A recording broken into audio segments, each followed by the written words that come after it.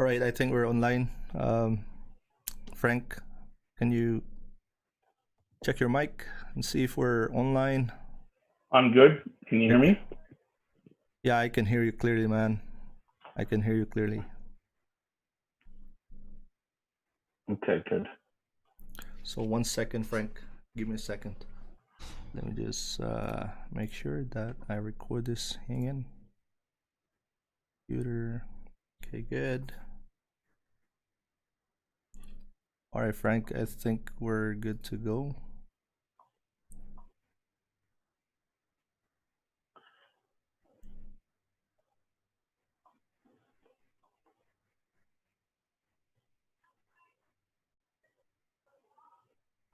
All right. So.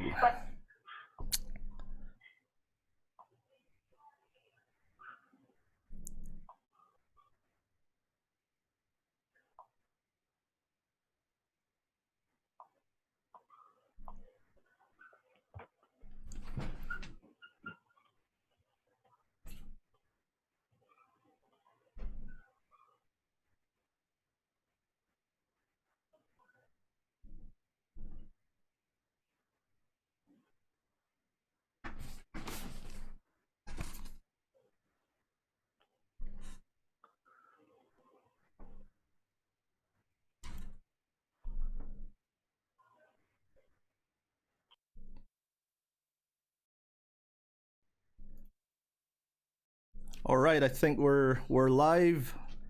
Thank you everybody for your patience. And I welcome you all to the next to the third actually to the third episode of our podcast. And tonight I have a really special guest, and just want to introduce him in this manner. And a really good friend of mine. He's a dad of three. He's a husband. He's an entrepreneur, and he's also a coach, a good trainer. He's a speaker. He's actually a sports junkie. Just like myself, he's also an IT. He's a tech nerd, loves technology. He's a comic book geek, love Marvels and DCs and all that. A lover of all things Superior. That's his, company right now. And he's driven to dominate, to run up the scoreboard, and to piss you off until you win. That's a good one. And he's a good leader, great leader of Fight Club. That's his organization's name. And he's one of the, he's the F of an FML. And I don't know really what F stands for, Frank. It's either just Frank or something else. And really, he's just a regular guy. This guy is so down to earth, really, very humble in spite of all the successes that he has. And but he wants to see everybody to win in a business as an entrepreneur. And please help me welcome Frank DeLeo. Hey Frank, how you doing? How's it going, buddy? Francis, I'm good, buddy. I'm good. Thank you, man. I'm so honored and excited to share this platform with you, brother. I'm really excited, and thank you for the invite tonight, my friend. Thank you so much. Anytime, brother. You know what? I'm so excited as well. We got so many things to talk about. Last week, we got Jamie, CEO and founder of Experior, who's honored my invitation to be part of this podcast. And just so you guys all know, this podcast is all about helping people out there winning in their business, winning as an entrepreneur, and finding ways to make things easy and make things. I know it's not gonna be easy, but making it more like getting away from the things that would hurt us in a business. Learning from each other, learning from some of the great leaders out there, and that's what's it's all about. So Frank, are you excited, man? I'm so excited. I'm so pumped up right now. I'm fired up, brother. This is good. This is really good, man. Yeah. I love this. I love this. This is what I live for, man. It's just we work hard and we get to share that knowledge and Yeah. watch others win, man. I love that. I love that. Absolutely. I'm fired up, my man. I got Jamie last week, and he was really dressed up and all that. He's, he wore his amazing, really great, polo. And I was like, "Oh, Francis, you're just wearing t-shirt?" Yeah, I was just wearing t-shirt. It's just an informal thing, man. Like right now, you are actually just, at home and, with a bull cap on and just being in a shirt, just t-shirt. Yep. That's it. That's it. It's our coaches. It's the coach's uniform, man. This is the coaching gear, right? That's a coaching gear. Maybe after this call, Frank, I'm gonna go out there and just play golf. That's it. That's right. That's right. Absolutely. Anyways, brother, you know what? We have so much to talk about. Just so you know, again, I asked Jamie last week about being in a proper or in a very conducive environment. I for one don't have that much associations in terms of in the business. I tried as much as I can, but there are just a few out there who's really serious on taking on business or entrepreneurship as a journey, and it's just there's not a lot of them out there, Frank. And it's so hard to find a close group for you to be surrounded with, who is in the same path as you are. And because not so many people out there who are in the same exact path, that where you're going, and as you progress in a yearly basis too, every year you go up in a new different heights in your business, in your career, and you can notice too that people don't want to go in that same height anymore, and that they just stay down there, and they don't go as far as you wanted to. And again, for you, Frank, just a simple question: how important it is for you to maintain a really, really good environment for you to succeed? It's a great question, Francis. Man, amazing. It's so huge. It's so important, right? The odds of winning in business are about this big, right? Okay. You look at all the stats, how many businesses fail in their first year, how many businesses make it past their fifth year. The numbers are small. The odds are stacked against you, right? I'm a firm believer that you need to do everything you can to stack the odds in your favor. And one of those things, Francis, is like you were saying, you're absolutely 100% right. You've got to create and be in an environment that keeps you focused on winning, keeps you focused on changing lives, keeps you focused on your why you do what you do. There's got to be a why. There's got to be a why bigger than just the product you might be selling or the service you might be selling. There's got to be a why that's much bigger than that, right? And once you can become intimate with that why and it sits in your heart, you then have to make sure everything around you, the people, the message, the energy, everything around you has to exist to help you reach that why, to help you execute on your business, on your dream, right? It's impossible, Francis, it's impossible to succeed if you've got, maybe an unsupportive spouse at home. It's impossible to succeed if you've got friends that you spend time with that are unsupportive or don't know where you're going.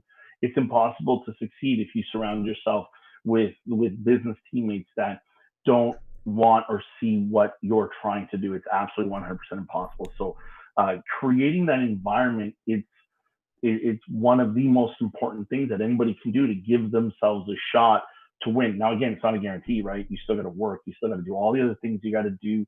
Being an entrepreneur, there's no such thing, as you're working 9 to 5 and making sure you're at home in time for dinner and you get to put the kids to sleep that night too. As an entrepreneur, that's just not the way it works all the time. So there's so much more that comes with it. But if you want to give yourself that shot, you got to be in that environment all the time, man. All the time, brother. I got you, brother. Friends, we know what it's like, right? Friends, we know it's like even just sometimes when life happens, right? When life happens, even if it's personal emergencies, personal situations, we know just things like that, how much they can affect us. And not that it's a bad thing or not that it's anything we wanted or wish upon, but we just know sometimes when life happens what it can do. And we had no control over that. So Hmm. when we don't take control of the things we can control, I think it hurts even more. I think it does more damage to us. Very Okay. true. Yeah. So, can you elaborate more on what you were saying about why? Like, Mhm. can you elaborate more about why? Like, what is that why it's all about? You know, everybody gets in business obviously for different reasons, right? Um, I know in our business, in financial services, I'll give you an example, Francis. Sometimes people will get started in our business because, hey, I would love an education on finances. And that's great. Don't get me wrong. That's wonderful. It's part of what we do. We want to make sure people don't get taken advantage of again, and they're getting that right knowledge and information. But here's one of my fears when it comes to that. I've been in this business now for 20 years, right? July was my 20th anniversary that I've been doing this, and I've seen this over and over and over again. The information, the information to set yourself up with a solid financial foundation that you can build off of, Francis, it's finite. It's finite. It's limited, right? You know, and I remember not too long ago I was having a conversation with someone, and I asked them. I said, "Why are you in this business?" And they said, "Well, to get a financial education." I said, "Okay, great. Once you get that, then what? Then what?" And it was funny. They looked at me like, "I don't know. I don't know." You see, you need a why that's bigger than you, that sits in your heart, that drives you, that motivates you. You need a why that as soon as you think about it and you're working that 12-hour day, right? You're up till 1 in the morning finishing the job. You're dealing with the objections and the no's. You're dealing with all those things. As soon as you think of your why, boom, you move. It's like a Red Bull to your heart, right? You're like ready to go, and it just fires you up. I heard a mentor of mine once say years ago, Francis. He said, and you know this mentor as well, and he said that you know you have the right why when you're laying down on the couch, not doing what you're supposed to do, watching TV, messing around, and you think of your why, and boom, you're up right away getting to work doing what you're supposed to do. That's when you know you have the right why. For everybody, it's different. I don't know what it is, but that's how you know when you have the right why. And without that as well, you might as well not even try in business. You know, I always look at the why as your alarm clock. You know, you don't need alarm Nice, clock when you have a really good alarm. I mean, when you have a good why, that amazing. should fire you up every single morning, and get you excited. It's gonna be a tough road for everyone, yes, and I believe that, because I think, for those people that I've encountered in the same journey as I am, they always affirm that difficulties is always going to be there, challenges is always going to be there, difficult people is going to always be there, Always. difficult situations, many different circumstances that would really really bug you down. But again, if you don't have a really big why, an exciting why, then that wouldn't help you in those situations.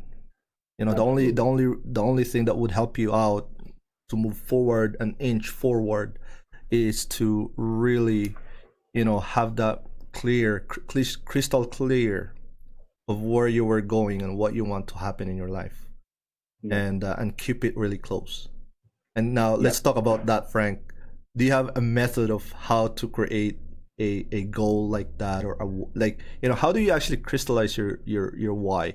How do you create that? Like, do you have a process? Do you have a step by step process that you could follow?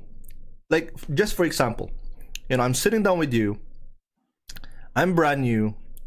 This is my first time ever. This is my first day to be an entrepreneur. Going after something. How would you start me up and making sure that I'm going at the right direction. Amazing, amazing. So that's a great question, man. That's a very good question. I can tell you this, Francis, with many of the partners in my business, it's not something that happens in a technical way. Okay. We, to answer your first question, in terms of how to determine a why or uncover a why, help someone figure out their why. Francis, it's not something that's external of you. It's not something that another person can really truly find for you. I don't believe this. Another mentor of mine used to say there's no test that's been designed that can measure the heart of a champion, right? So we really, when I look at some of the recent partners that I've started to work with, you just boom, you talk to them. I share with them my story, why I do what I do, trying to help others, trying to change people's lives, trying to create success, right? Trying to change my family's life, trying to change our family tree, changing the direction of our family.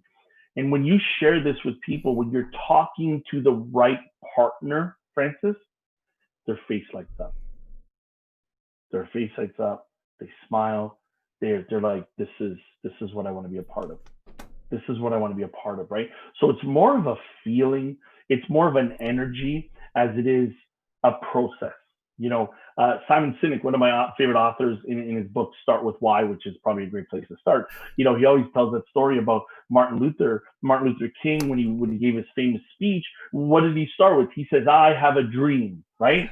He didn't say, "I have a 7-point plan on how we're going to do this," Yeah, right? that's right.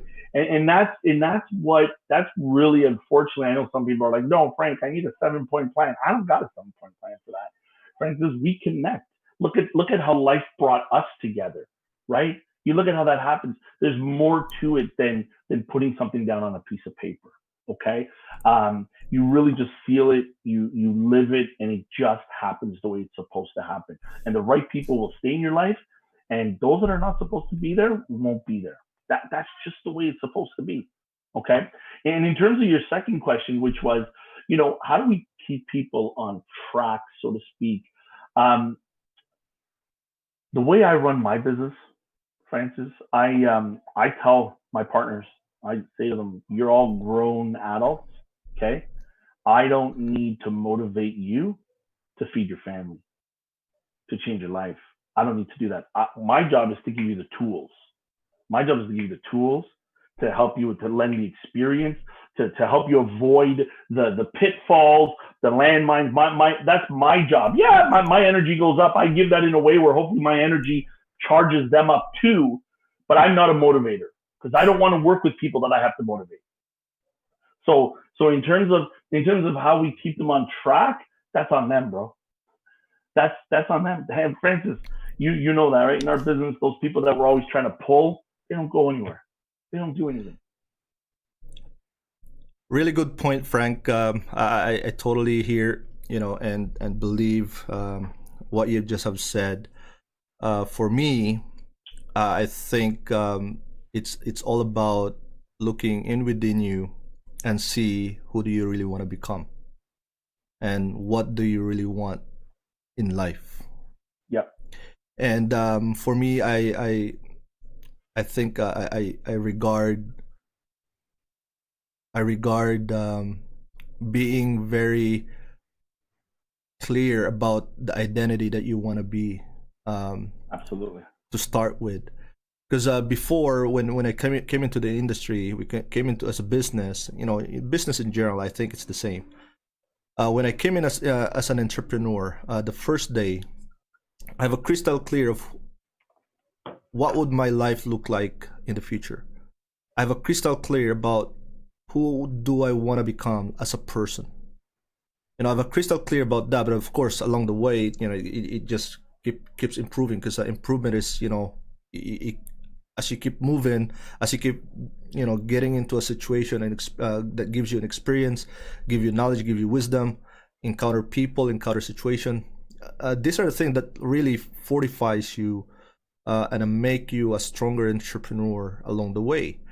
And with those, it allows you to actually build yourself up more, and be able to create a better person, a better version of yourself along the way. Because if you don't improve upon from those situations, it's not gonna be you're gonna be stuck somewhere. So basically, situations are meant to be overcome. Situations are meant to be for you to be able to get to the next level. So, and again, I think when you said, Frank, that it's not your business to motivate people, and you're very right. I totally believe in that. If you want to bring in people in your business, if you're in that kind of business, of course, because there's so many different types of business out there. There are business that you're just a solopreneur, they call it. You're all by yourself. Yep. Still creating value. But what I'm saying is, for those people, if your business is something relating to being able to actually bring people in, you're not the one to convince them. You're not the one to. Maybe you ask them questions, yes, but they still have to figure it out. Maybe you help them discover, but they have to be the one to find it.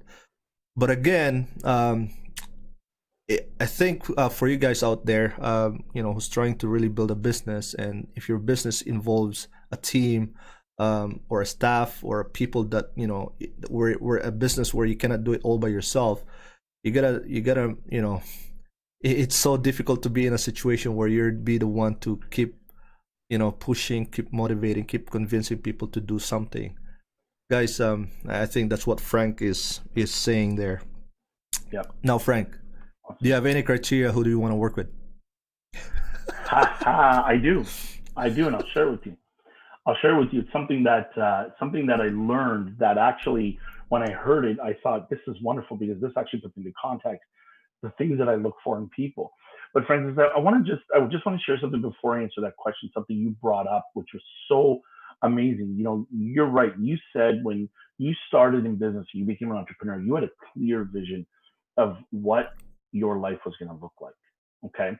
I want to add to that something that you also did, and you probably know you did this and realize you did this, but it's something that many people fail to do, and it unfortunately can totally wipe them out in business. Not only do we need to look to the future to see what our future can become and what it's going to look like, we also need to look at ourselves to understand who we need to become. It's one of the biggest things that people fail about in business, Francis. And again, look at our business and how many people join us, and 6 months, a year, 2 years, 3 years later, they're still the exact same person. See, part of winning in business is not only to see the fruits of our labor, to see the success, and to see those wonderful things, but part of being successful in business is to see you grow and you change. And who do you become? Who is that person that you need to step into? What does that best version of you look like that you need to step into for you to make that future a reality? That's one of the biggest things that people fail. I was a former forklift driver and an IT graduate. Okay. Now, I never studied IT like yourself. You actually were smart enough to do it for a period of time. I wasn't. I graduated college and I said, I don't want to do this the rest of my life, right? But here's my point. If I stayed as an IT guy or as a forklift driver, and whatever that person looked like who did those things, there's no way that I would have or built or become what I have today. And that's one thing people have to do. And I think some people are afraid to do that. What does that future you look like? What does that successful you look like? What do you have to step into? Again, I'll share something I heard from another business mentor. He said that his biggest fear in life is that when we die, we go to heaven and we get introduced to the version of us we could have become. Wow. And I was like, oh my goodness. He said that's his biggest fear. And that, Francis, is something that I think too many people don't give enough credit to. Who do we have to become to build the business, the success, and affect the lives and have the impact we need to have? Who do we have to become to make that happen? Frank, as a follow-up question for you, Sure.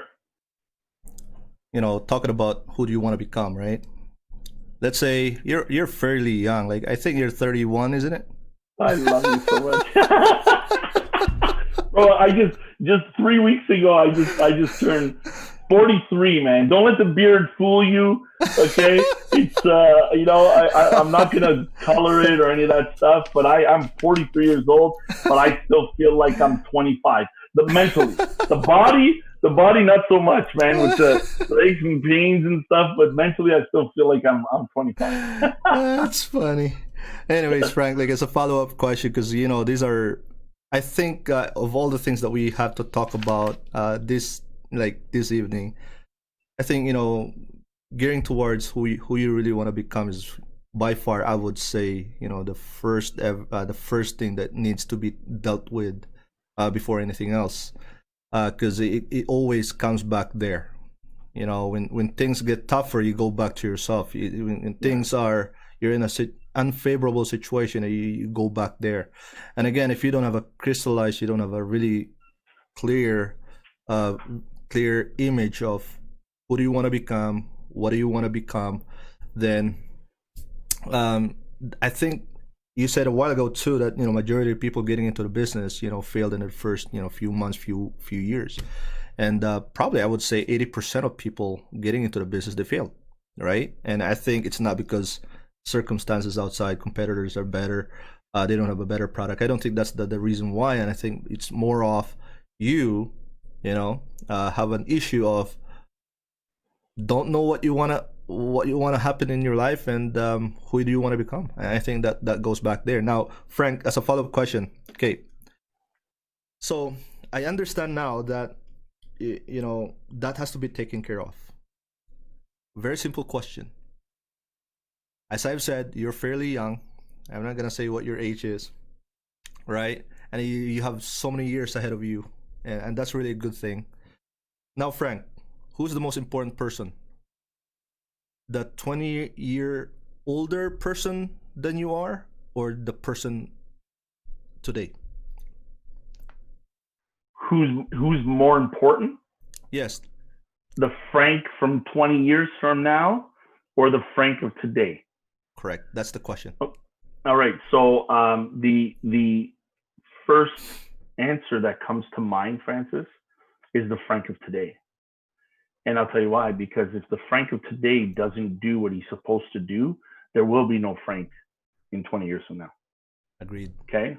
Or at least the Frank in 20 years from now might not be the one that this Frank today sees and hopes to get there.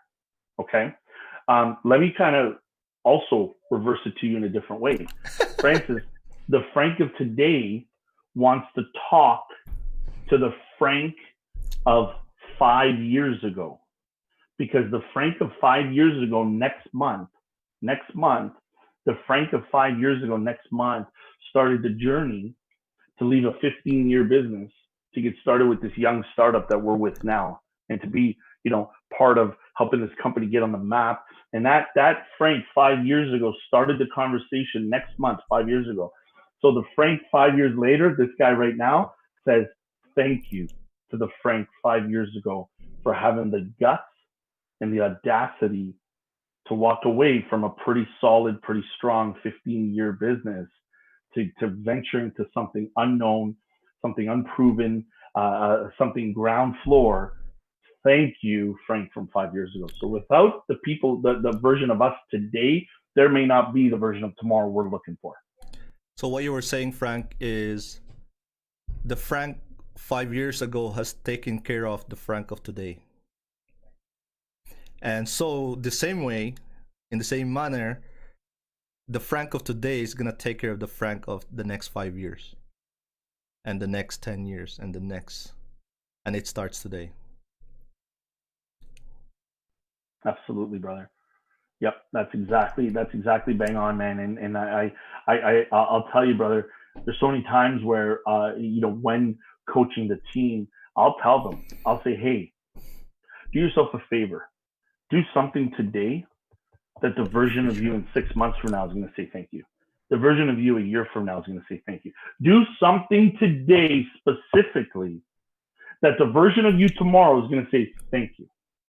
Okay, without thinking that way, Francis, we just go with the wind, man. We just go with the way where the wind blows us, and we just fly by the seat of our pants. There's got to be a little bit of purpose in what we're doing, and how we can quantify that purpose is think about next quarter, 6 months from now, next year. Think about where you want to position yourself and begin to do the work now to get you there. I hear you, Frank. Now, Frank, if you are to start all over again, what's your top three on the list? The top three what? Top three things I wouldn't do, top three things I would do, top three anything. Well, good thing you bring it up. Then let's do the top three things that you're gonna do, and the top three things that you want to stay away from and not do. Okay, they might mingle a little, so let's try to keep it clear. If I were to start over again, what would I do differently? Number one, top of the list, no doubt about it. And Francis, I'm gonna keep this on the family channel. Because you know how some of my Wednesday trading classes can get, right? We get a little bit excited, okay? But the one thing that I would do is I wouldn't give a crap Frank, what other people think of me. hold your thoughts there. The camera says movie recording has been in. 1 sec. Okay, you got it, buddy.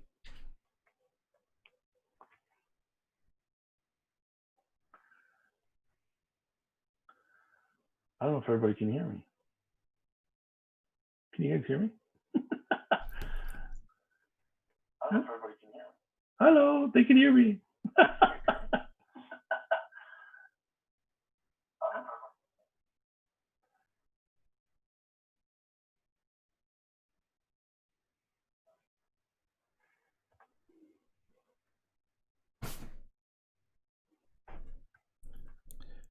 All right, Frank. Go ahead, buddy. I'm sorry for the interruption there.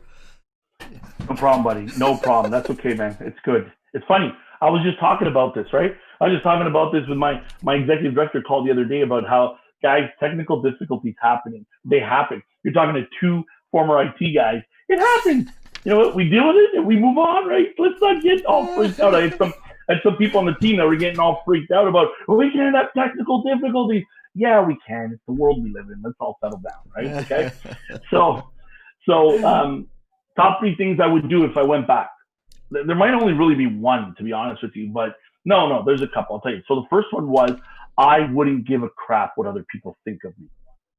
Okay, Francis, I used to worry too much. About what others would think.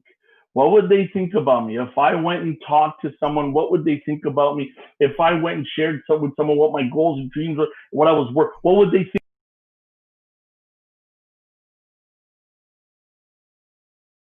Worry about what they think about you, or your spouse if you have one, your children if you have any, and your parents if they're still around. But the most important person you need to worry about what they think about you is you. Yeah. Is you. Okay. So the first thing I would do is I wouldn't care about what people think about me. Okay. The second thing that I would do, and again, maybe not do or do, it depends on how you want to say it. But what I would definitely do, Francis, is I would make sure that my goals and dreams were my goals and dreams. And why do I say that? Because I got started as an entrepreneur really young, 22 years old. And like most 22-year-olds, I was excited about making money. I wanted fancy cars, and I wanted vacations, and I wanted nice stuff, and I wanted to be the first friend that bought his own house, and all that stuff.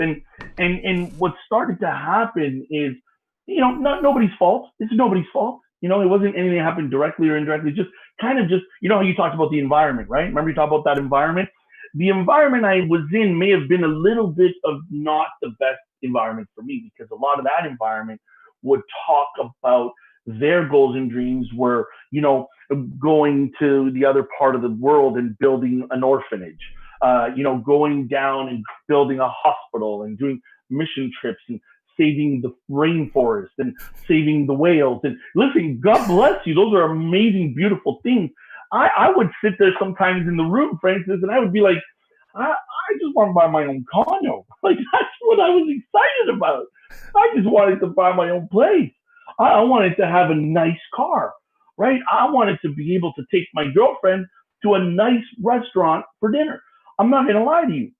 And what began to happen is I began to lose myself. I began to lose myself, and then I started to live for other people's goals and what I was misled to believe were more important goals. And look, I'm the guy who wants to give anybody who's listening to this permission to believe and fight for and follow your goals. Your goals. If your goal is to own a Ferrari one day like me, let's go make it happen. Don't let anybody take that away from you. Okay? Don't let anybody judge you on what your goals are. Okay? Because Francis, that's one of the biggest things that really took me off my game. And I started to then I got lost, and I didn't know anymore what my why just got so convoluted and it got so clouded. You know, it just didn't make any sense for me. Life has a way of getting you back on track. And now listen, don't get me wrong, man. I'm enjoying fancy things, but then life starts to change, right? You know, I fell in love. I got married. I have three beautiful daughters, a beautiful wife. I mean, we had so much fun today joking around. There's renovations happening in our home today. We're just all laughing and having fun. And your whys change, right? You know, my why is to change my family's life forever. My why is to impact people's lives forever. Thank me if I helped you by going and changing your life. Okay. And I still want my Ferrari. Okay. Right. Don't let anybody take that away from you. Okay. So the second thing that if I could go back, what I would do, Francis, is I would make sure that my goals and dreams are my goals and dreams. I'm not going to let anybody take those things away from me. Okay. Um, the third thing, you asked me for three things that I would do. I would, at a younger age, develop better lifestyle habits from a younger age. Meaning, I would get up earlier. I'm not an early bird riser. I'm not one of these guys that gets up at 5 or 6 in the morning. I get up at 7:30, 8 o'clock in the morning most days. I wish I had the habit of getting up earlier, and I'm working on it. I'm trying to like shift it slowly but surely to start getting up earlier. I think that is a massive, massive asset. I know there's studies and talk about circadian rhythms, and some people are more functional at night than daytime. I get it. God bless you. Like you work the way you're supposed to work. For me, I wish I had developed stronger lifestyle habits, reading, working out regularly, getting up earlier, drinking more water, eating better. I wish I developed those habits early on in my life. I'm working on it. It's not an excuse to say I'm not working on it. But I'm hard on my daughters. My wife sometimes on the weekends, she's like, let them sleep in. Why are you waking them up? I'm like, nope, they got to be up. They got to get up early. They got to be early bird risers because I know what it did to me, right? So those are probably the three things I would do differently if I had to start over. Number one, I don't care what people are going to think about me. Number two, I'm not going to let anybody take my goals away from me. And number three, I'm going to develop stronger lifestyle habits. Okay. As a bonus, a young stud in our business, Daniel from Calgary, who's actually visiting Toronto. We actually had lunch this afternoon and we spent some time together. You know, he asked me a similar question. If you could go back, what would be the one thing you would do differently?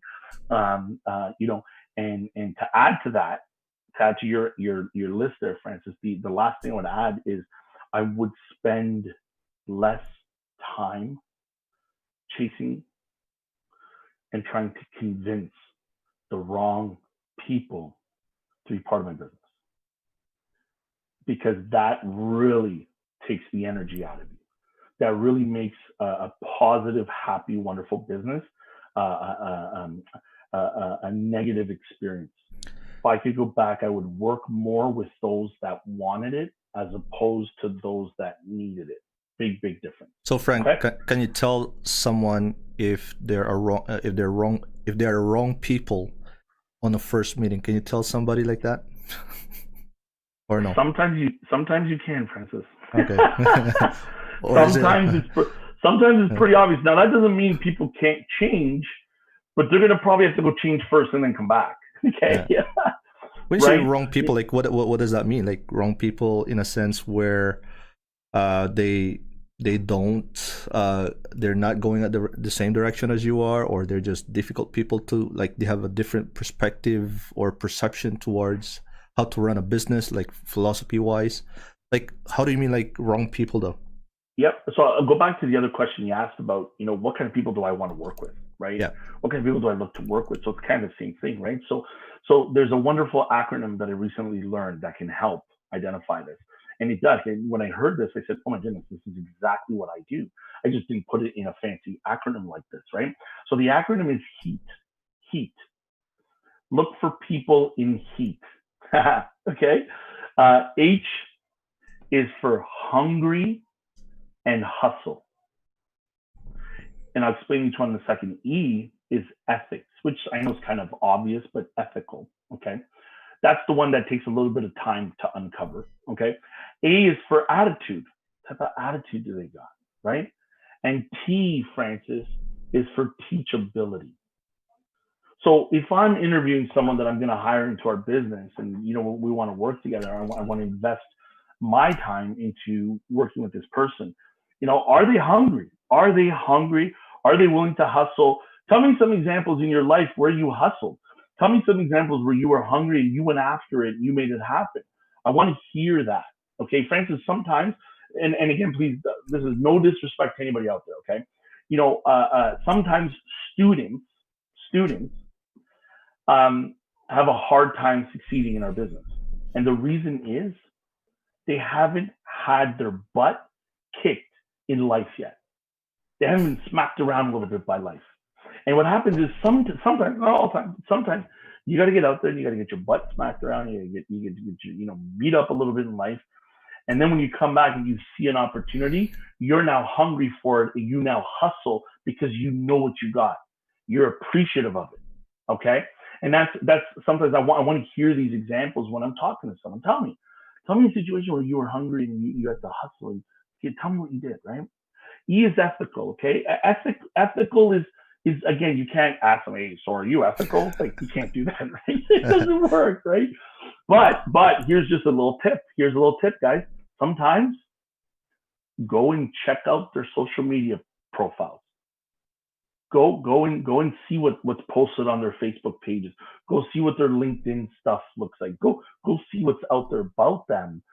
It's not a perfect mechanism, but it'll help to get an idea of what kind of person you're talking to. Okay. But the E, that unfortunately takes a little bit of time to come out. Okay. A way that you can identify the E, the ethics right away, Francis, is hire based on referrals. Hire based on referrals, right? If you're looking for a certain person in your business, you need to hire a new operations manager. You need to hire, a new advisor, whatever it is. It doesn't matter. You need to hire a new driver, whatever it is. You know what? Ask around. See if someone knows someone that they would recommend, and they can say, you're going to love this person. They're a wonderful, wonderful human being. You're going to love them. They're perfect. That's one way to be like, okay, that sounds good, right? Okay. A is attitude. What kind of attitude they come in with? Are they smiling? Are they happy? Are they shaking your hand? Are they looking at you in your face, in your eyes? Are they smiling? What kind of attitude they have? Right, Francis, I'll tell you a funny story. Okay, I had a guy come into my office for an interview, and he was a student. Okay? It's a true story. And he came in, and he wore a tie. He looked great, super professional, wore a tie. But we have a policy in my office, no ties. You're almost never going to see a tie in my office, unless someone has a meeting with, like, a big prospect, right? But generally, you don't see ties in our office. So this young gentleman. Well, I like Adiola's tie though. When I went there to your office last time, Once in a while, right? Once in a while, right? He's a rebel. He's a rebel. He does his own thing, right? But this young gentleman comes in, he sits down next to me, he hands me his resume, and we start talking. I said, Johnny, I said, you gotta do me a favor, Johnny, before we get started. He's like, what's that? I'm like, please take off your tie. Francis? Francis? It's just like you have to just grab a Caesars already. He froze. Francis, he froze. This was him. He was like, he didn't know what to do. And I looked at him, I said, are you okay? He's like, yes. I'm like, how old is this guy? It was probably like 22, 23. Yeah. Student, right? Yeah. You know, I'm like, no, take off your tie. He did not know what to do. It was so hilarious. And that's what I mean sometimes about attitude. Like, come on, let's have some fun here. Laugh with me. But the poor guy was so scared and terrified. He didn't know what to do. It was hilarious, right? So I look for people's attitude, right? Like, what kind of attitude do you have about life, about things that come your way? And then finally, the last thing I'll say to you, teachability. Teachability. Are you coachable? Tell me about a time where you were stuck. You didn't know what you needed to do. You didn't have the information. How'd you handle that? How'd you deal with that? Tell me a story. Tell me a story about when, oh my gosh, I had this project. I had this task. I had this situation. I didn't know what to do. What did you do? I want to know. Did you seek advice? Did you go and talk to the right people and listen to how to get the help? Or did you just, pretend like you knew everything and try to fake it until you make it type garbage, right? What did you do? Tell me about an example where you were able to overcome an obstacle when you were not prepared for it. Francis, that's what I look for in people when I'm talking to them and looking for new partners in the business. Right. And speaking about attitude, I think for me, Frank, that would be the first ever, on the list, I would say, for me. Yes. But, awesome. Just to make it fun, you can actually scramble it to form a word, heat.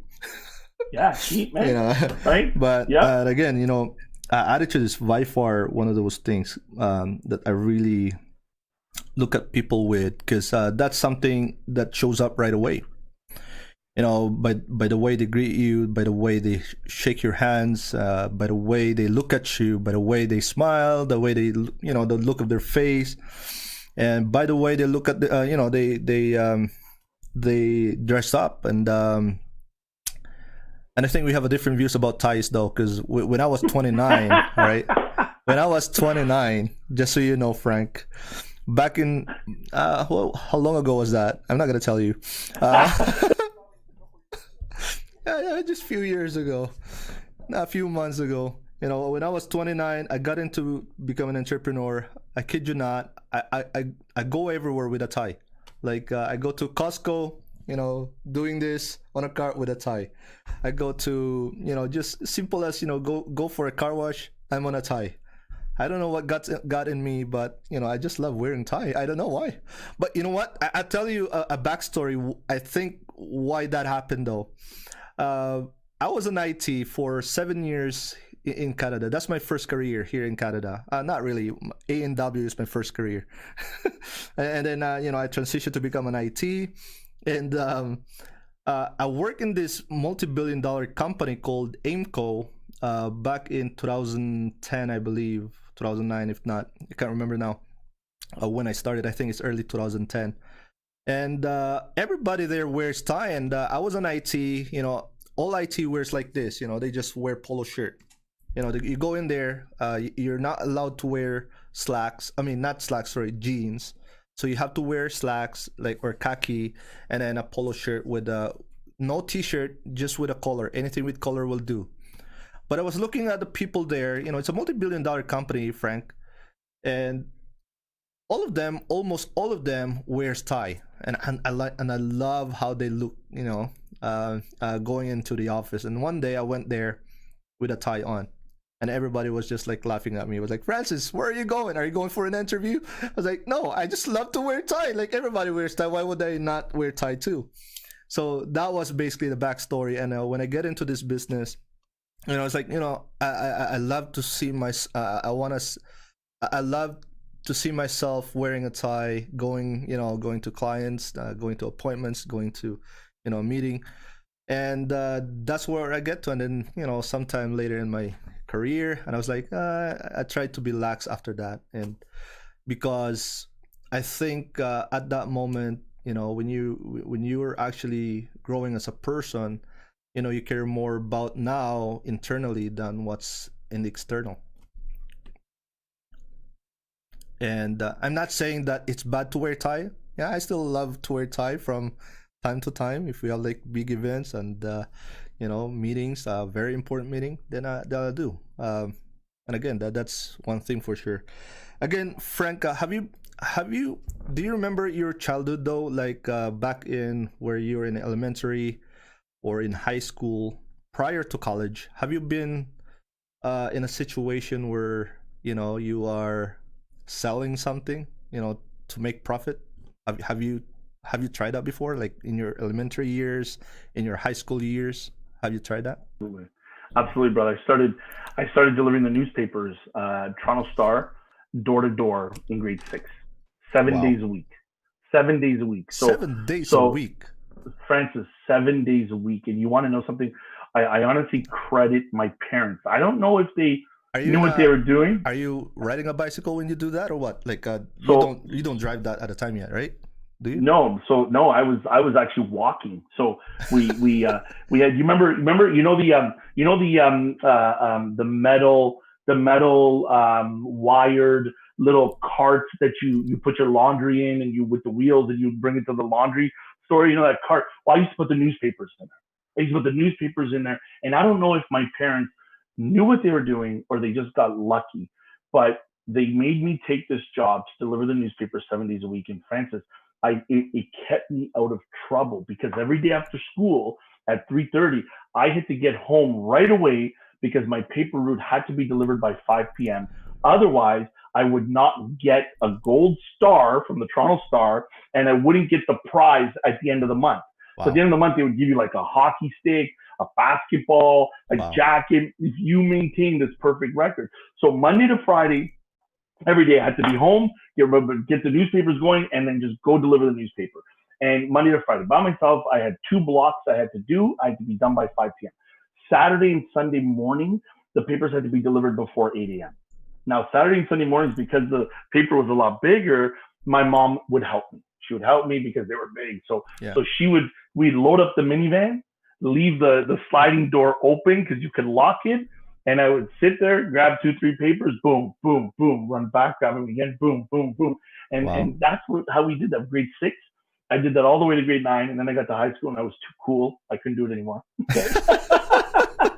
I also learned to sell from the Toronto Star because they asked me if I wanted to go door to door Like, do you have to sales.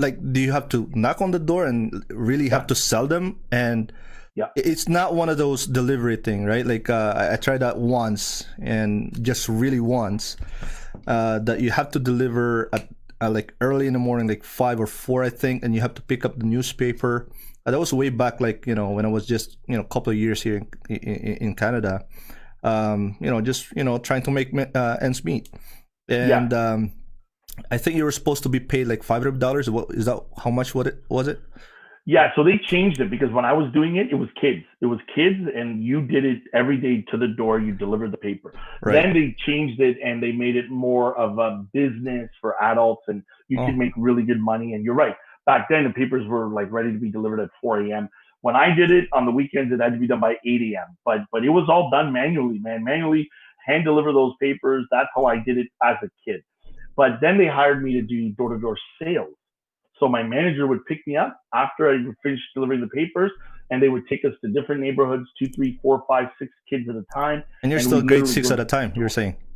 Started at grade 6, bro, and I did Wow. that all the way to grade 9 as well, and it was fun. That's where we learned how to sell. Knock on the door. Hi, my name is Frank. I'm with the Toronto Star. We have a wonderful offer for you tonight. I'm fighting to win a bike. Could you please help me win my bike? I just need you to sign up. And it was amazing. I still remember the script, Francis. I still remember the script. I also in grade school. I'll tell you another quick story. In grade school, I was probably maybe around grade 6 again, grade 5, grade 6. I did a garage sale one day in the summer, Francis, and this is a true story. I set up the table. I went and I got all of my dad's tools, and I did a garage sale by myself, and I was selling my father's tools. You Wow. understand? He was at work. I put some signs up in the neighborhood. I set up on the driveway, and I sat there, tools for sale. His hammers, screwdrivers, wrenches, drill, everything. Thank God the neighbor 2 doors up saw, came to my house. He looked at me. He said, "Okay, Frank, I'm going to buy everything for $20." And I said, "Okay." Okay, so he gave me $20 and he took all the tools.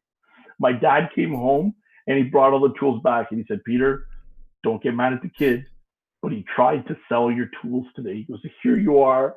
Here's the tools." And my dad made me give back the $20.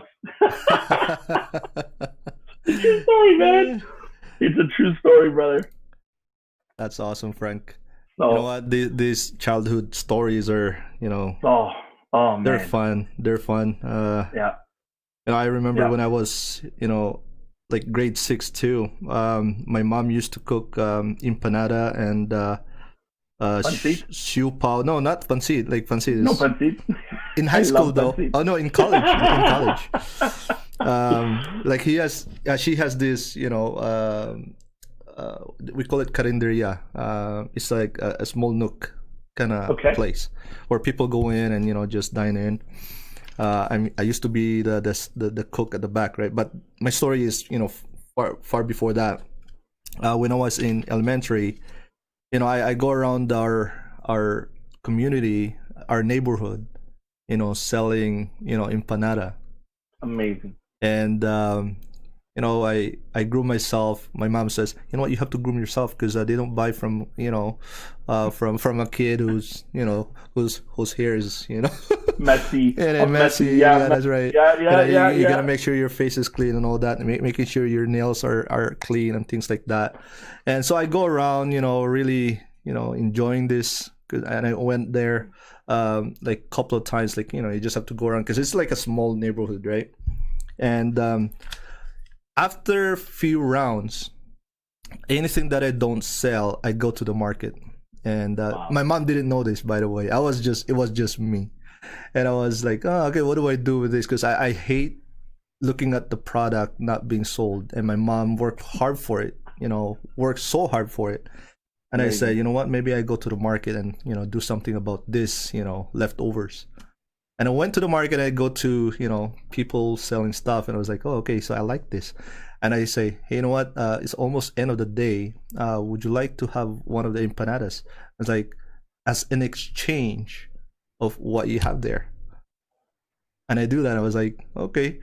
So what kind of empanada was that? Like, it's a chicken empanada. I was like, if you want, you can actually have to try it first. I give them samples because this thing is gonna go home anyways, and it's not gonna be Amazing. useful anyway. So you go there and I was like, hey, you know what? Try some, and if you like it, then maybe we can trade. And I do that every single time. I have a leftover.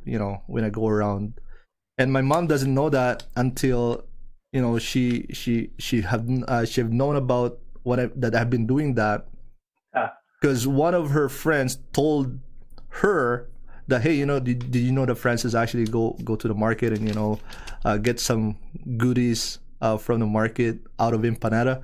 I was like, really? I didn't know that because he's not bringing anything back here at home. I was like, and then my mom, of course, told me that, hey, you know what, I like what you did. And I wanted that, I love it that you don't have any leftovers when you come home. Amazing. And that's how you did it. I was like, oh yeah, that's right. Because I just hate the fact that she worked hard for it, and it's not sold out. I want it always sold out. If there's any way that it can be sold out, I'll probably just trade it with something else and then come home with something else. How So powerful. How powerful are those lessons, right, Francis? How powerful. yeah, but that was that was the early days. I think my mom, God bless her soul now.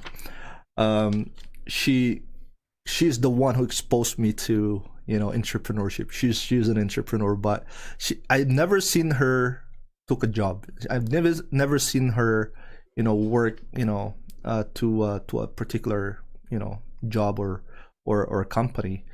She's been there in her childhood, and she's helped us out in a day to day, with um, selling that stuff, and taking care of the house and all that stuff. And again, that was my childhood as an entrepreneur. And I went on to my high school and I went on to my college years, and again, the exposure of me selling stuff. And I'm telling you that I never really enjoyed school in college. I wanted out already. I really like, to be honest, if it's not out of respect to my eldest sister, who's the one who pays my tuition, and of course to my mom as well, and to my father, of course, I would have been actually out of school and do something else for my life. But I was still grateful though, because that's how I met Diane. And if I would have not stayed, I would not meet Diane. Anyways, Frank, let's go back to this. Go back to these questions here. Do you believe that when people actually fail in their business is because they're just lazy behind doors? Would you agree on that? I think the actions definitely aren't there, but then we got to go before that, right? We got to find out what are the thoughts that are happening, right? What are the influences that are happening around them or that had happened, right? Because it's those influences and those thoughts that lead to the actions, right? And there's reasons why people don't take the actions and are lazy, whether it's belief, whether it's fear, whether it's they're too comfortable. There's so many different reasons, right? But lazy to improve themselves, lazy to pick up a book, lazy to attend trainings, lazy to find a mentor, lazy everything. Yep, absolutely. Well, that's the thing, right? So if I'm fearful to talk to someone and I don't do it, well then I'm lazy to overcome that fear. I'm lazy to put the tools in place that are going to help me get the job done, right? Because there's a lack of desire for some reason. Because there's a work to be done, and I think people understand that you don't have to be a veteran in a business world to understand that there's always going to be a work to be done. Yeah. And at times up here, when people see it, too much of a work, they go full back to their old ways, and I think that lazy behind doors when nobody's watching is the big difference. Yeah. And I can tell already when people are failing in terms, not everybody, by the way, most people, I would say that when people are failing in their journey of becoming a successful entrepreneur, it's because they're just not willing to put out the work for whatever reason. I know it's a lot of work, and it's very intimidating at times because you gotta face yourself in those moments, and you gotta make tough decisions, and you gotta say no to things that you loved to say yes to before. Mm-hmm. And you can't now, right? Because you're right. The work is it has to be done. You've got to pay the price, and you got to pay it up front, and you got to pay in full. There's no doubting that, right? I remember, in some occasions, I think, multiple occasions, I would say, there are things in life that, you just could not believe the intensity of the work that needs to be done, that it makes you cry.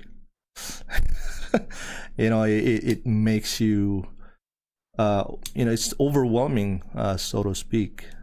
And I think people are not willing to be in those situations, isn't it? Like, are you in those situations as well, Frank? Like, there's just a great deal of things that needs to be done, and at times you say, what, am I really up for it, or am I really, sometimes you question yourself, even if you're, strong mentally. But the only difference though is that they do it with fear, right? They just still do it with fear. Yep, absolutely, Francis. It doesn't change, right? Just because someone maybe have already built a successful business and they've been through it, sure, maybe they've strengthened their work habits. Maybe they've strengthened that muscle. I remember one of my advisors once years ago. She said to me, she's like, "Man, you can work." And I kind of laughed because I'm like, you should have seen me 6, 7 years ago, because it was the exact opposite, right? But still today, even when you get to that level, Francis, still today, of course you have days where it's just like, man, I don't know if I can get through this today. I don't know if I want to get this done today. And sometimes, Francis, I'll admit there have been days where I'm like, nope, I'm packing this up. I need to clear my schedule today. I need to get my head right, because I'm just not doing the work at the level I want of myself. And there's no point in doing this half-assed today. So if my head is not in the game, sometimes, coach, take me off. I need a substitution. Take me off. I need a break. Sometimes it's okay to do that. You can't do it all the time, but it's okay to sometimes take a step back so that you can take 2 steps forwards, right? Do you still work with someone right now, in improving yourself, like a mentor or a coach? How Yes, important I do. and how important it is for you? It's everything. It's It's everything. everything. Because you know why, Francis? One of the things that I learned, and it can become a failure in business, Francis. Some entrepreneurs say, okay, I got to this level. I've achieved a certain amount of success. I'm here. Well, you know what? I want to get to the next level now. So I'm just going to do what got me here. I'm just going to do it again to get the next level. That's not how it works sometimes, Francis. That's not how it works. Sometimes, to go where we've never been before, we need a guide. We need a guide. We need a mentor. We need someone who can help us get there when we've never been there before. So sometimes it's not just about, well, I did this to get here, so I'll just do it again to get to the next level. Nope. Sometimes you need to reinvent yourself and take on new skills, new tools to help you get to that new level. And you need a guide, because you may not have ever been there before. So someone's got to show you the way. Someone's got to help you avoid the potholes, right? And get you around those roadblocks to get there, right? Absolutely, brother.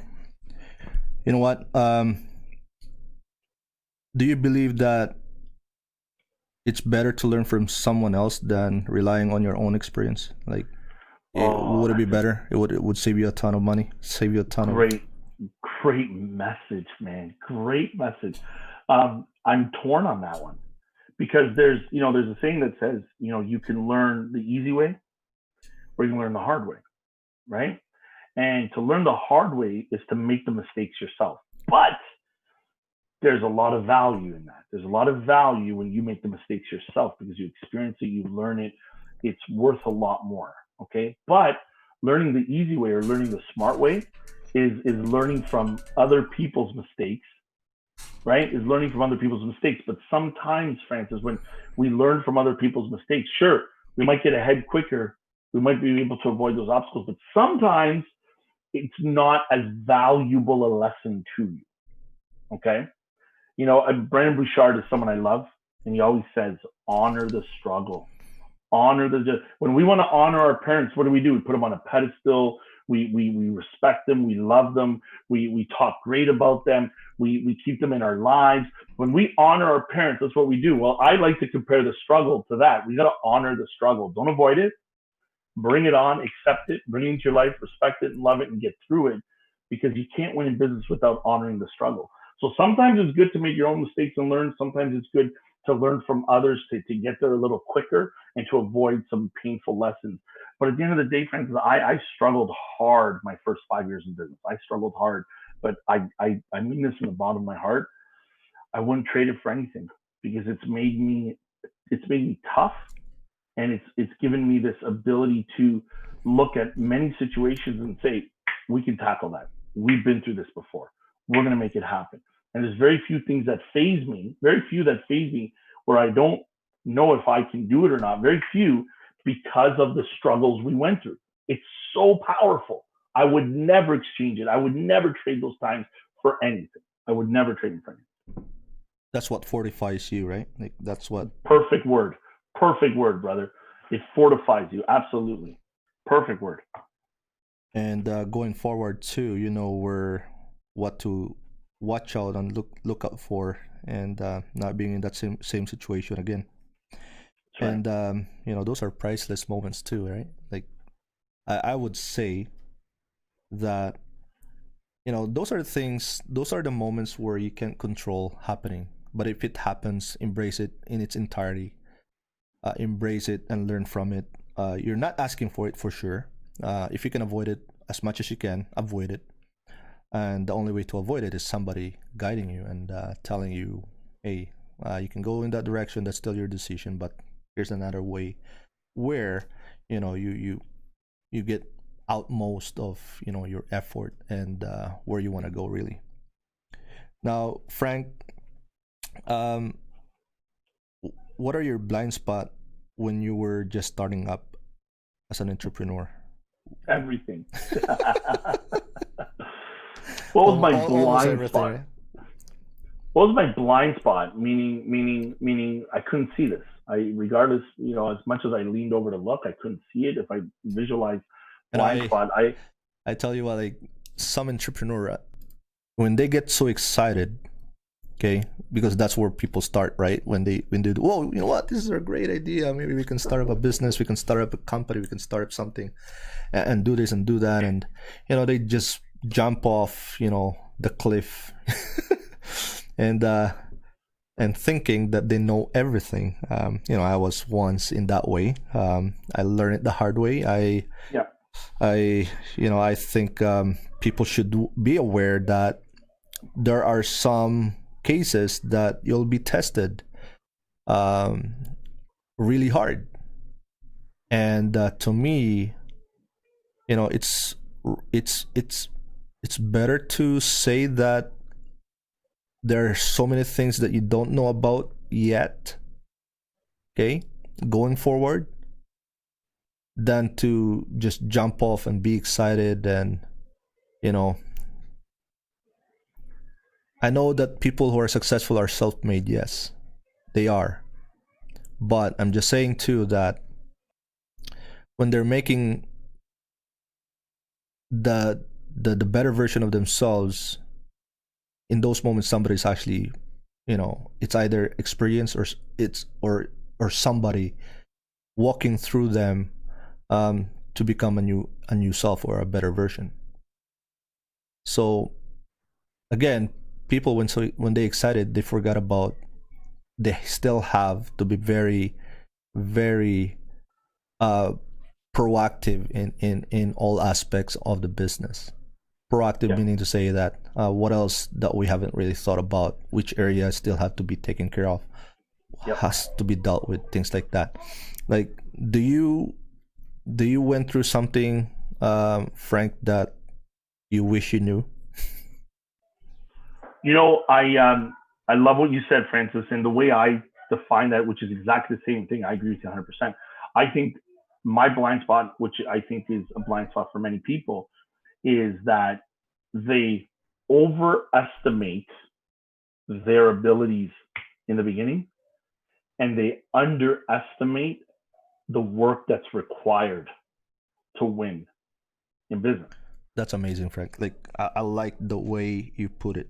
Okay. Overestimating yourself, underestimating the work that needs to be The done. work that it takes to win, absolutely, brother. In any area, whether it's to work on yourself, work on learning the craft, work on dealing with rejections, the emotions, whatever it is, the energy levels, whatever it is, right?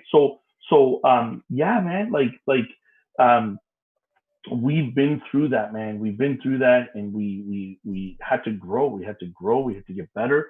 Um, it's not easy. There's yeah, one of my favorite things, right? Francis, it's taken me 20 years to become an overnight success.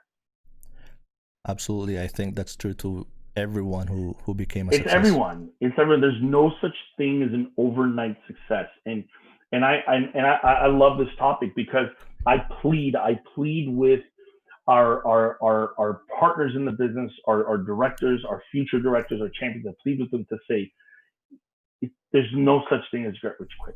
Stop putting this pressure on yourself that you've got to make a gazillion dollars next month. There's just no such thing. That put a plan in place on how you're going to execute month over month. Put some goals in place that this goal this month helps build off of build next month's goal, and adds to next quarter's goal, and helps you reach, next year's goal. And you've got to be strategic in all of your approach as you build this business. Now, again, we underestimate that. I didn't know that, man. When I got started, Francis, yeah, I was excited. They told me to go talk to people, and I went to go talk to people. What they didn't tell me was, yeah, a bunch of them are going to tell you no. a bunch of them are not going to return your calls anymore. A bunch of them don't even want to talk to you ever again. Never told us any of that. So again, just totally the emotional shock. There's an emotional shock to business, right? So connecting back to your last question, this is wonderful how all these topics, Francis, they all interconnected, so powerful. Going back, this is another reason why a mentor is so important in business. True. 30 years ago, Francis, 40 years ago, right? 20 years ago, in traditional businesses, if we wanted to start a mechanic shop, a bakery, a construction company, what mentors were there? There was nothing, right? So you had no choice. You made it or you failed, and a lot of them failed. We're so lucky today that we live in an environment, Francis, where that mentorship, it's part of the game. It's part of the package. You don't go into business today, any business, tech business, marketing, sales, finances, whatever it is. You don't go into any business. You don't even have to become a mechanic without mentorship anymore today, because there's so many programs available to help all entrepreneurs. There should be no more failure in business with all the help that's available out there. We live in such a wonderful, wonderful time. I'm not taking anything away from those that are struggling today. Hear me out. We're still going to struggle. We still got to go through that, but at least we can do it with mentorship. We can do it with someone helping us assess our areas of weakness, preparing us for the road ahead, just giving us that little extra level of security, like I said, so we don't have to overestimate our own abilities and underestimate the work that it's going to take. A mentor just can help you gain some clarity as we take on this challenge today. It's such a wonderful time to be in business. Wonderful time. I like the quote about in The Art of War by, I don't know what, Sun Tzu, I think. Sun Tzu, yeah. It says, if you know your enemy and you don't know yourself, you lose.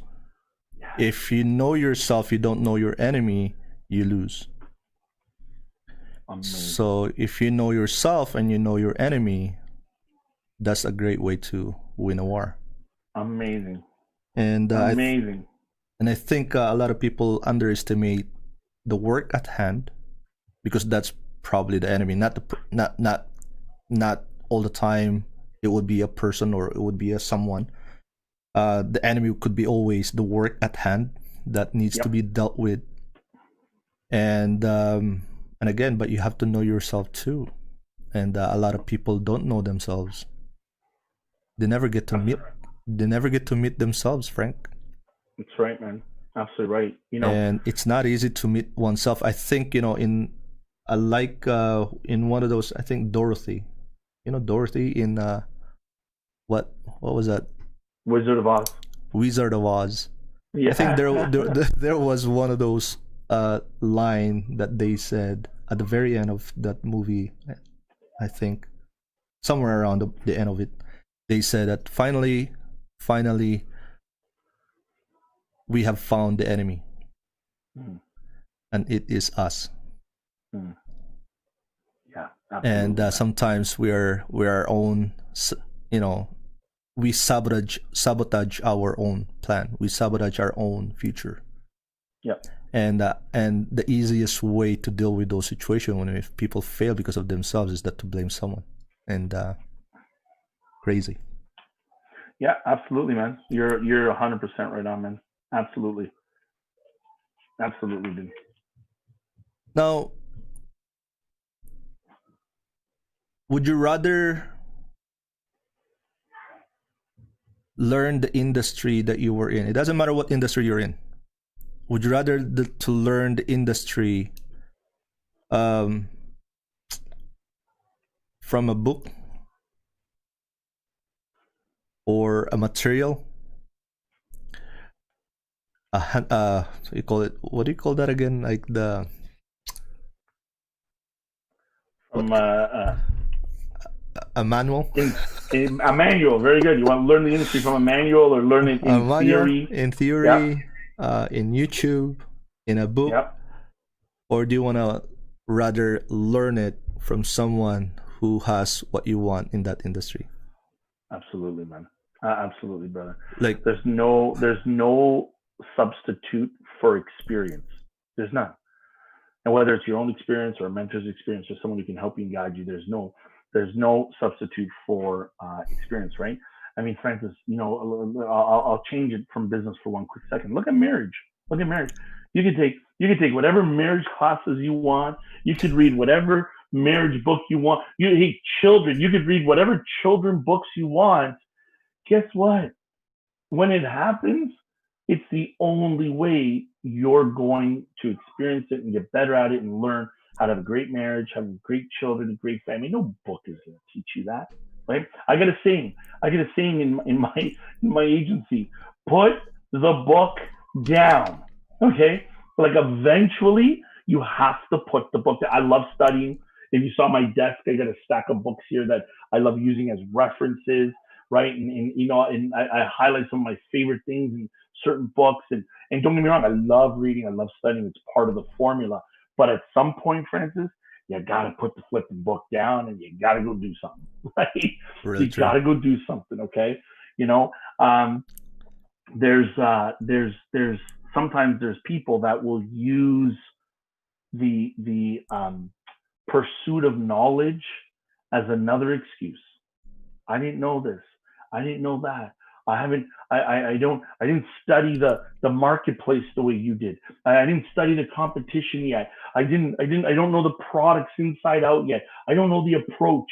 I don't know the script. I still gotta study. Sometimes, Francis, the best teacher is out there in the real world, right? That's where the best teacher is. 100%, brother. And by the way, we got some viewers there in YouTube. Thank you very much for commenting and chatting there on the live chat, guys. If you have any question, by the way, to Frank, and we'd be glad to answer that. Frank would be glad to answer that, of course. And I'm just so glad that I'm just so happy. Jamie was here last week, and you're here this week. And so great to talk about things that you're passionate about, that you are really into at the moment, and making something off of yourself for the greater good, to yourself, to your family, and to everyone else out there that you come encounter. And Frank, if you were 20 years old right now, I know you're like a couple of years, older than that. Yeah. It's not that far away. Yeah, it's not that far away, man.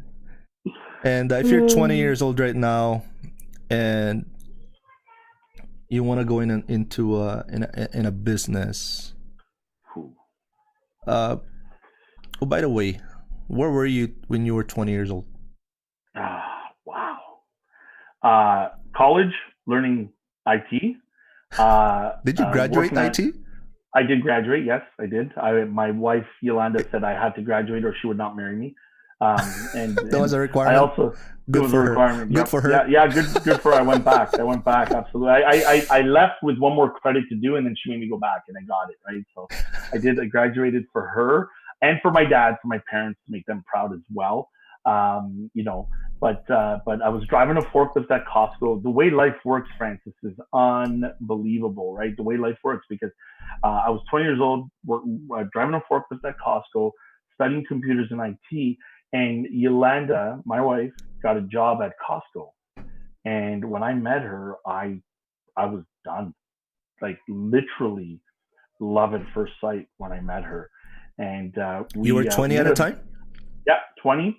We dated for about a year and a half or so. Oh, that's when you met her. Okay. That's when we met. Yep. And 20, 21-ish, somewhere around there, we dated for about a year and a half actually. And then what ended up happening, Francis, it was because of Yolanda that I got involved in financial services because her aunt, I met her aunt. Her aunt gave me a job to work at Blinds to Go. I was very ambitious. I was working at Costco, working at Blinds to Go, going to school. And at Blinds to Go, I was introduced to Mauro Arturi by a friend that was training me at Blinds to Go. Mauro Arturi is my partner in business today. We've been partners for 20 years. And I met Mauro through a friend at Blinds to Go because of Yolanda's aunt. What ended up happening is once I met Mauro and I got involved in financial services around 22 years old, Yolanda and I ended up breaking up. Wow. Okay, just because it just happened. You were still 20 at the time? No, I was around 22. I was around 22 when it happened. Yep. And then I got licensed, and then I started full time just before I turned 23. And then what ended up happening was about after we broke up, we broke up around 22ish. So about 4 years later, Yolanda and I met again and got engaged and got married. Wow. Okay. So I mean, the way the world works and how it brings everything together is unbelievable. Right? How old were you with your first daughter? I was married at 28. You don't remember? So 28 I got married. 28 I got married. Are you sure about that?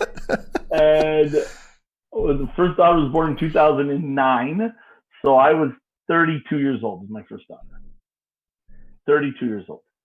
Now, as a father, what would you want your, are you in some degree would like to be involved on what career path your kids are going to be taking?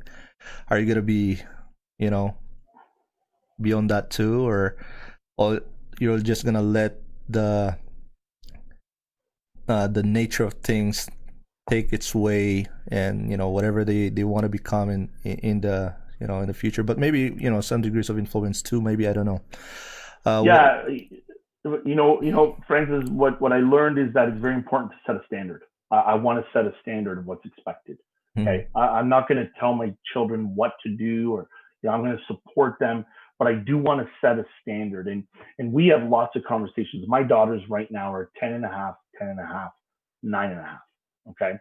And I have twins, the twin girls, and then a little girl after. I got 3 girls. We have conversations all the time, Francis, about owning the business, being an entrepreneur.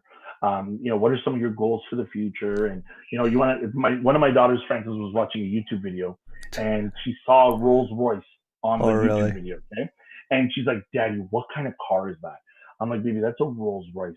She's like, "When I grow up, I'm gonna buy one of those."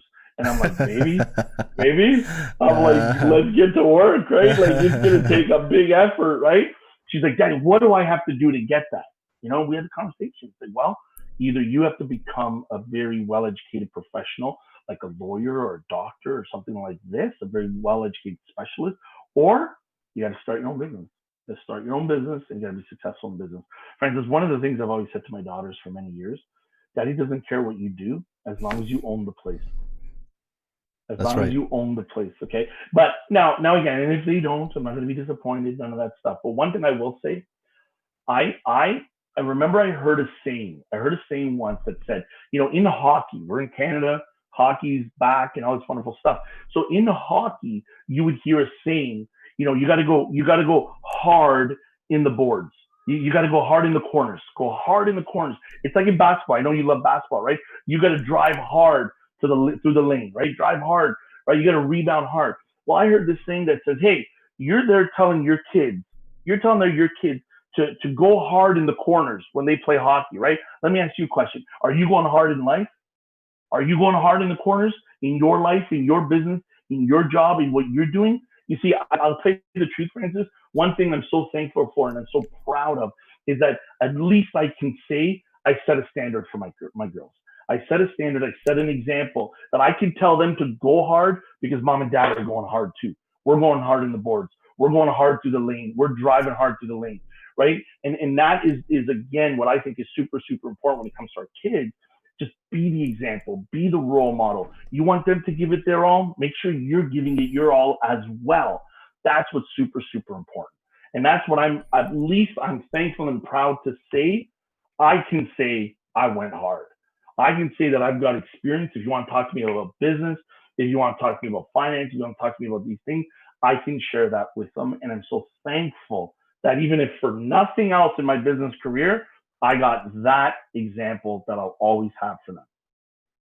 So basically, they have a model to go back to and say, this is my dad's standard. This is my parents' standard, and it's just a good start to go from wherever they're wherever life's taking them.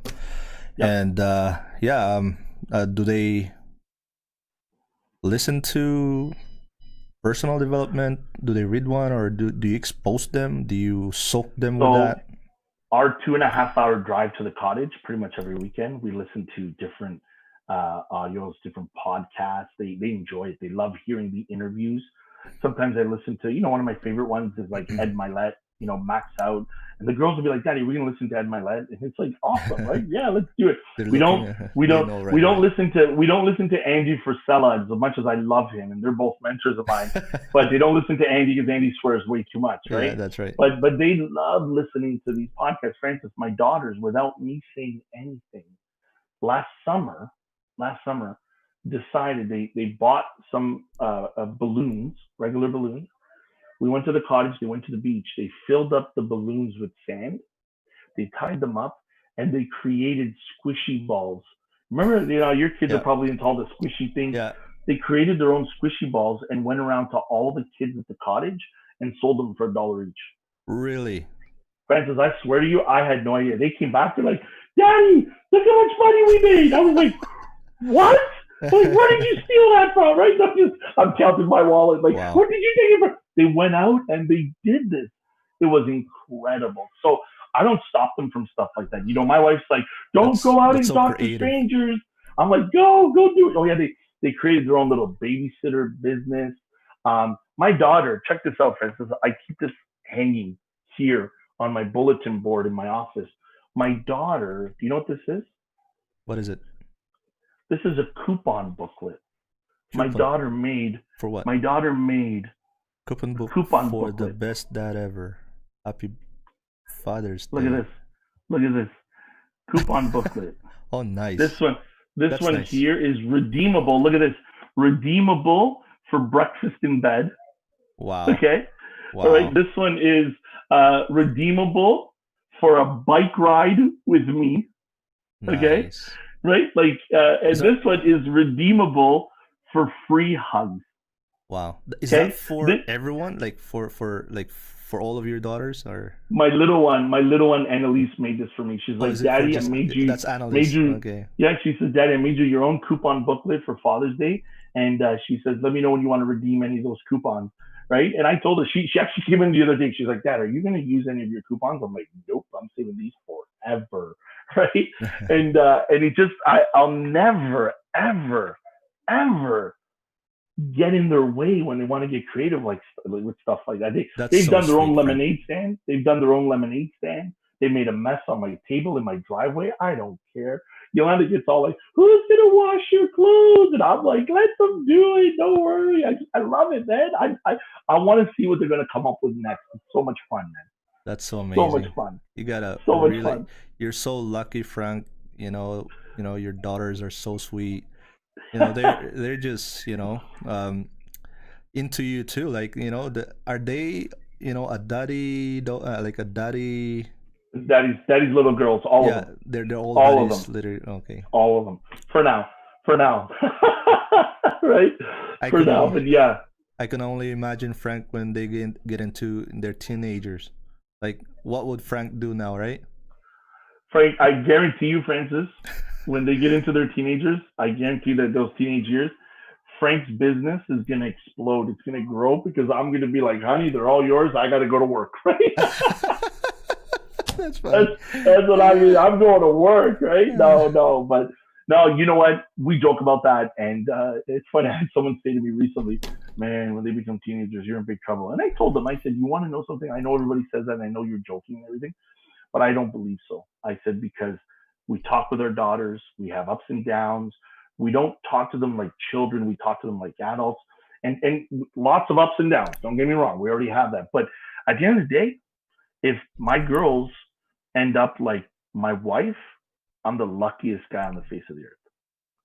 I'm the luckiest guy on the face of the earth, and that's where I think they're headed, and I hope they're headed. And by the way, Francis, you got 5 boys. I got 3 girls. You want to trade? Let's trade. You could have a couple little girls. I have a couple little boys. Right? I'll play basketball. You guys can play dollies. No, I'm just kidding. But I'll send my baby Dale there. Oh my God! Swimming on a basket. I love him. I told you anytime I need a little pick me up, I'm like, I gotta go find a picture of baby Dale. Anytime, please keep posting them. I love them, man. You got to put them in a magazine or something, man. I'm happy for you, Frank, because yours truly, alive is such a blessing, and you got really great family going, and you have a very supportive wife at the same time. Amazing, and you are, already that you're one of the giants of this industry by far, and still going at that same direction, right? So, by the way, do you introduce your kids to household chores now? All the time. All the time. All the time. Really? All the time. All the time, man. Anything we do, they have to help. So we have painters in our home. We have some work being done in our home, and the home is being painted. So we had to move some furniture around, right? It's like, okay, girls, come on, let's go. You got to help. Start moving your stuff in your room. I like doing things around the house. Francis, it's like a break for me. Mm-hmm. So I changed a lot of my light fixtures in my home. Yep, they were there helping me. Pass me that tool. Let's go get this. Hand that over to Daddy. Let's clean up the messes. We'll get the ladder. They're always doing things with me. My father taught me that. Whenever my dad was doing stuff, I was always there with him doing stuff until he lost his patience and yelled at me, and then I ran away, right? But that's just the way it was back then. One of those. But yeah, Francis, I think it's a huge, huge, huge, huge lesson for our children. They got to be there with us when they do things, right? When we do things. I spent the whole day last weekend. We, like I said, we're doing stuff around the house, so I had a garage full of garbage. Full. It took me an entire day. They were out there with me, helping me crush boxes, helping me bag the garbage. They were there. They're like, Daddy, how much longer? Until we're done. Until we're done. Right? And I believe in that, man. How do we teach them if we don't pass that on to them? How do we teach them? We gotta pass that on to them. True. I always tell my kids to wash their own dishes, fold their own blankets, making sure that everything is tidy up. I even make them their own schedules because I don't want it coming from me. And I was like, hey, you own your own schedules. When you grow up, you're the one who's making them anyways. So might as well just create your own, and want to see what things going on there on every hour of your day, and soak them with the Jim Rohn stuff. And they can almost say verbatim, right? What Jim Rohn was saying. Amazing, Francis. Yeah, I think, I like hearing that. Hopefully, you never know. Maybe the boys and the girls one day meet up. And that's right. You never know. That's the kind of young man I'm looking for. I like it. Yeah, and I think the most important thing is that the toughest responsibility for us parents is how do we actually transfer good traits, good habits, and good character to our kids, and I think that's a very difficult task to do. And if anybody was able to do it, because I don't think either you and me had that experience that our parents are not perfect for sure. We are not perfect too. But we can only dream of in our kids going forward that we can pass along things that we want them to learn at an early age. and taking every opportunity to do that. And that's the hardest part, especially when Amazing. you're running a business at the same time. Amazing. So Frank, Yeah, what's you're right, your bro. advice? Just a simple advice for people who are just starting up in their business, as a way for us to wrap it up, because we're probably almost 2 hours now, which is really great, amazing, almost couple of hours. So Holy smokes, time flies, eh? Wow. I know. So what's your advice for most people out there? I know it's not gonna be a one pill that does everything, but one thing that really matters to you that people should hear. um, if you're going to get into business, don't quit. Just don't quit, man. Right? That doesn't mean that the first business is going to be the one that's going to work out for you. It might take a couple, right, Francis? Look at us. We had to make a couple moves in our business career, but there was no way that I was ever going to go and get a job ever again. Doesn't matter. Doesn't I was not going to quit being an entrepreneur. Don't quit. That doesn't mean you might not go play for a new team one day. Okay. I use this scenario. I use this example, Francis. Again, let's go back to sports. I love sports, right? Let's go back to hockey. You have a player. I'm in Toronto. I know you're in Edmonton. I'm in Toronto. Hey, we both have the NHL. This is great, right? We both got all the playoffs, right? But so we'll look at Toronto a couple of years ago. I want to give you an example. Toronto had a player. Oh my gosh, his face is in front of me, and I can't remember his name. Oh my gosh, I'm drawing a blank. Anyways, Toronto had it. It'll come to me. He had, let's call him Johnny, and I can't believe I forgot his name. He was traded to Toronto. He was supposed to help the team get better. He was supposed to help lead the team to a Stanley Cup, and it didn't happen. And after 2 years, he was traded to Pittsburgh, and he went to Pittsburgh, and he ended up winning 2 Stanley Cups. Boom! Right after he went there. Okay. Why do I say this? Sometimes, Francis, in business, the team you're on, the team you're on, the coach you have, the playbook you have, the teammates, all that stuff, sometimes for a period of time might not be the right team. Sometimes you need that trade. You need that trade, and you need to go to that new team with a different coach, different playbook, different teammates, different media, different everything, and then bam, you reach your potential. You reach your stride. You hit the ground. You do what you're supposed to do. You do what you were destined for. That doesn't mean that he quit being a hockey player. He didn't quit being a hockey player when it didn't work for the first team, right? So in business, don't quit. Don't quit. Just understand. Give yourself time to win. Don't spend 10, 15 years trying to figure it out on the same team if it's not happening for you, right? Give yourself enough time, but don't overdo it. Jim Rohn says, it shouldn't take you more than 5 years to know if you should continue on with the business you're on. What I'm saying is don't quit. It might be time to just move into a different business, into a different form of entrepreneurship.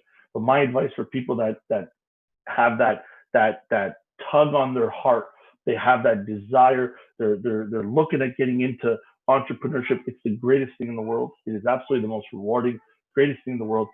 Just don't quit. I love it, brother. You mentioned about Jim Rohn. That's you said it only take you about the most is 5 years to figure out if you're really hitting at the going at the right direction. And I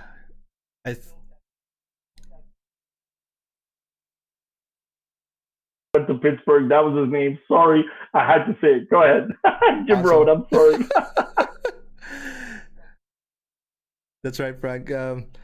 So it only takes about 5 years for you to figure out if where you're going is the right direction. I think he also said at the time. I think I can I can remember which part of that when he said that in an audiobook that he said, don't go halfway, or don't take it 50% of your effort. Might as well take it 100%. Like, you can't do things in life when you're just 50% in agreement, or 50% convinced, or 50%, there's no such thing. And he said that I'd rather want you to be 100% going at the wrong direction because you'll figure it out anyways that it's a wrong direction. And when you go there and say, yeah, this is the wrong direction, I give it all, give it my 100% going at the wrong direction. It's not gonna be, it's not gonna take you that long to switch a different direction and go 100% at the same time. I mean, at the time. So, and I think that's how important it is to, just figure, and might as well be wrong 100% than 50% right and 50% wrong when Right. you're going in that, going to whatever direction you're going in your life. Because some people will play it safe. They don't want to, they don't want to fail. So that's why they're taking this 50%, and then they're taking 50% on the other hand. And I think the majority of the number, not number one reason, but majority of where the failure is at is people are not taking their business at 100%, 100% emotionally, mentally, and effort wise at the same time. So might as well be wrong. Yeah. Francis, they'll never really know. If you don't put 100% in, you're never going to really know what could have happened, right? And you're right about 100%, even if you're going in the wrong direction. Because the other thing with that too is you'll get there, you'll get to the realization it's the wrong direction quickly. You'll get there quickly. True. If you're just going 50% of the time, it's going to take you twice as long to realize, oh man, I've been going the wrong way this whole time. That hurts even more. So give it 100%. You'll realize quickly you're going the wrong way, and you're absolutely right. It becomes easier to pivot and make your change. You're absolutely right. And I remember that's exactly what, German was trying to say, that, people are just going 50% here and 50% going here. And it's not going to give you any result. You're wasting so much time, so much energy in two different things, and it's not going to give you the result you want. And might as well be wrong, be in disagreement 100% with someone else. And you say, I'm going at this, I'm going to prove you wrong. And then you're going to go figure it out early on anyways that you're going at the wrong direction pretty fast, because you're 100% going at that direction. So anyways, Frank, I'm really enjoying our time, man. I'm telling you, and I'm learning a lot from you. And I'm really hoping that this is not going to be the last time we're going to be in a podcast together. And I love what you have said a while ago. At the very beginning of this podcast, you said, hey, maybe we can have a Francis and Frank show. The Francis and Francesco show. Francesco show. Pancit and spaghetti. That's it, baby. That's right. Okay. And so yeah, thank you very much, Frank, for your time. It's such an honor, such a pleasure for you to be one of our guests. And looking forward to our future podcast together again. Man, I hope our viewers in this podcast are learning a lot from you. There's just a ton of things that you've said there, that you've shared. Man, I hope they realize that you're speaking from your experience, speaking from what you really know, and take it to heart. And and I'm really hoping that you guys use it for the good of your business, for the good of your career. And again, guys, there's just a ton of wisdom that you've shared there, Frank. Thank you very much, Frank. Keep doing what you're doing, brother. You're changing lives. I am super, super, super proud to call you a friend, to call you a business partner. I'm super proud and honored to serve you and to do this podcast with you. It is my privilege to do this. I mean that from the bottom of my heart. You are a tremendous role model when it comes to success in business, success with your family. I love your kids. I love your wife. You guys are amazing. Thank you, brother. I'm looking forward to our futures together. And honestly, please keep doing what you're doing, man. You're making such an incredible impact. God bless you, man. Thank you. Thank you very much, Frank. And I'll take it to my heart. And I love, I love what you were saying there, man. I'm so blessed to have known you. I'm so blessed that, at some point of my life, I was able to meet you. And I'm really hoping to, have more involvement in terms of business, family, whatever, in the future with you and with your family, Yolanda. Same my regards to Yolanda and the kids, your lovely kids. Oh my goodness. And thank you very much, Frank, and God bless. Friend, thank you so much, brother. Appreciate it. All right, guys. So if you are loving the content that we just shared to you, if you like what you hear, and if it's adding value to your business, if it's adding value to your career, and if you like the video in general, please subscribe, comment, and click like, and please share it to every entrepreneur you know. And till next time, again next week, we're gonna have another special guest honoring us in our podcast, in our episode number 4. And again, guys, thank you very much for tuning in, and thank you, and God bless.